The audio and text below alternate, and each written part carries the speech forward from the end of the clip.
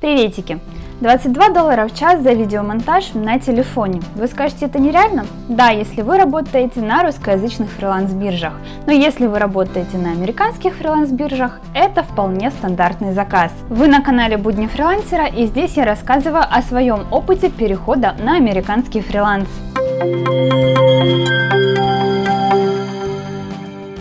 В этом видео расскажу подробности того, как я взяла такой заказ, а также как я его выполняла.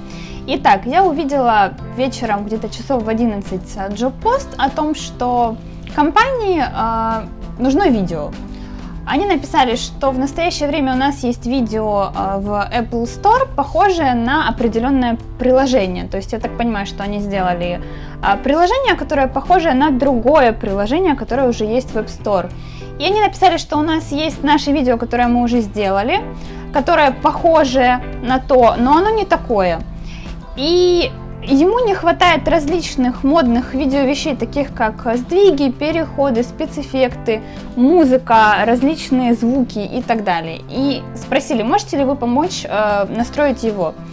Они также прислали пример того видео, которое им нравится в App Store. Я вам его покажу.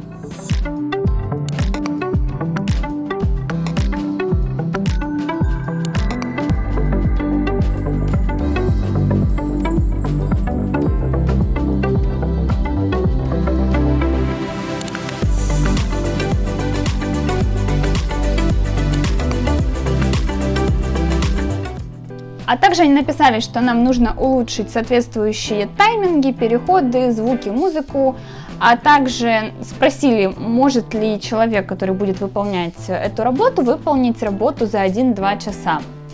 Я посмотрела и поняла, что, скорее всего, нужно будет использовать различные шаблоны анимационного дизайна. Я не понимала в тот момент, какие файлы проекта мне скинут, и исходя из того, что было представлено, то есть исходя из их видео, которые я догадывалась, что нужно будет как-то резать и что-то делать, я простроила себе план, что нужно найти шаблоны анимационного дизайна, например, на Envato, и уже с помощью них работать. Итак, что же я написала клиенту в своем сопроводительном письме? А это всего было несколько строчек. Первое, я заинтересована в проекте и доступна. И вторая, напишите мне. А также прикрепила пример своей похожей работы. Далее мне в ту же минуту ответил заказчик о том, что в настоящее время у нас есть вот такое вот собственное видео, и он прислал на него ссылочку.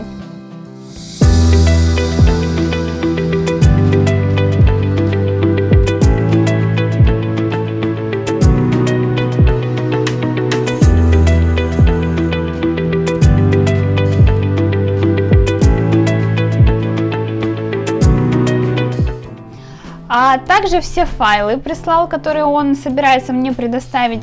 В общем, из общения с клиентом и исходя из примеров, я поняла, что мне нужно сделать видео максимально красивым, максимально ярким, красочным и добавить туда различных спецэффектов и переходов, чтобы оно не было скучным. Сначала, как я уже говорила, я думала делать это видео с помощью шаблонов с Envato в Adobe After Effects или Premiere. Но потом я вспомнила, что на телефоне у меня стоит приложение Mojo, и есть также видеоредактор на телефоне, и в тот момент у меня не было доступа к компу, а хотелось начать работу уже поскорее, поскольку была не занята. И я решила, почему бы не попробовать сделать этот заказ в телефоне. Я написала клиенту, что монтаж займет не 1-2 часа, а где-то 3 часа, как я на тот момент рассчитывала. И написала, что я буду делать монтаж в телефоне, поэтому трекер, поскольку это почасовка, я заполню вручную. Он с этим согласился, и не было никаких вопросов. Также клиент попросил найти бесплатную музыку в библиотеке YouTube, соответственно, в фонотеке YouTube. Я нашла такую музыку и использовала ее в проекте. Как я уже говорила ранее, я делала монтаж в программе Mojo на телефоне, то есть там программа, которая позволяет делать различные анимационные элементы. Я покажу скрин того, что у меня получалось и как это можно делать. А также далее я их вставляла в приложение VN, тоже на телефоне, это видеоредактор, и делала между ними переходы, а также подстраивала под музыку. После того, как я сделала вот такое вот видео, я отправила его клиенту, на что получила такой комментарий. Мы посмотрели видео, и нам кажется, что в нем есть слишком много переходов, также отсутствует определенное окно отслеживания, да, я его действительно пропустила, а также мы не хотим, чтобы в начале был логотип, поскольку это очевидно, что это приложение, то есть, пожалуйста, уберите логотип, а также расширите видео, чтобы оно было больше 16 секунд. В начале этот момент мне не описывали. Также далее, через несколько минут, мне написали, что нужно побольше скандинавского минимализма и видео должно быть менее ярким и красочным. И вот это вот меня начало удивлять, поскольку изначально запрос был совершенно другой. Но почасовка, на тот момент я отработала всего час. Собственно говоря, чего хочет заказчик, то я и делаю, и я сделала другой вариант шаблона. Я вставила вот этот вот шаблон, который они прислали, то есть картинки, которые они прислали, опять же, в еще один шаблон в виде телефончика в этом приложении Mojo, и также уже отправила клиенту. После этого началось самое веселье. Клиент посмотрел на мой монтаж и сказал, что да, все хорошо, но не могли бы вы вытащить изображение из рамки айфона, то есть сделать просто вот эти вот картинки, которые они мне изначально прислали, поставить их в рядочек один за другим и после этого сделать между ними переходы под музыку, и все. Я написала да, а также написали, что у них должно быть два варианта видео, то есть одно для App Store и второе для Play Market, а есть картинка только под App Store. Соответственно, я изменила эту картинку в приложении Canva, просто скачала логотип Play Market и вставила в нужную картинку этот логотип, это заняло буквально несколько минут.